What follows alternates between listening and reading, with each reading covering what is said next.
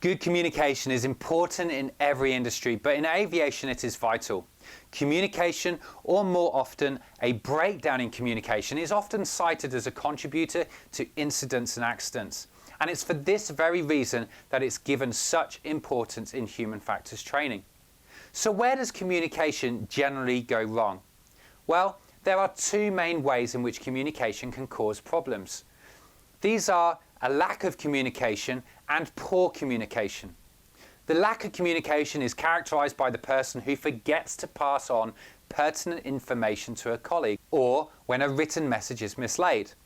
Poor communication is typified by the person who does not make it clear what he needs to know and consequently receives inappropriate information or a written report in barely legible handwriting.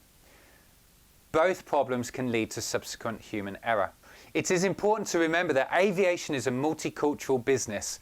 You may be talking to someone whose first language is not the same as yours. So why is it important to know how to recognize what good communication is? We often work in teams, and as individuals within those teams, we need to exchange information and receive instructions and guidance, etc. Due to the nature of our work, one team will have to pass on tasks to another team at shift handover. Everybody needs a good understanding of the various processes of communication, as without this, it is impossible to appreciate how communication might go wrong. Incidents often happen because one party thinks that they have communicated, but the other party hasn't understood the message, making assumptions of what they think was meant. We're all communicating almost constantly, whether consciously or otherwise, and we might regularly communicate things like technical information about the job, thoughts and ideas about how to complete the job, maybe your feelings about how the task is going, or even your attitudes and beliefs. As the sender of a message, you are responsible for seeing that the message is delivered and understood as you intended. Very briefly, I want to mention assumptions. Assumptions are things that are accepted as true without any evidence. And we all make assumptions, and I'd even go as far as saying that assumptions in themselves are not bad, unless they are left unclarified. And then they can potentially become dangerous, especially within an aviation context. You will typically expect some kind of response from a person that you are communicating with. And this could range from a simple acknowledgement of your message that it's been received and hopefully understood, to a considered and detailed reply.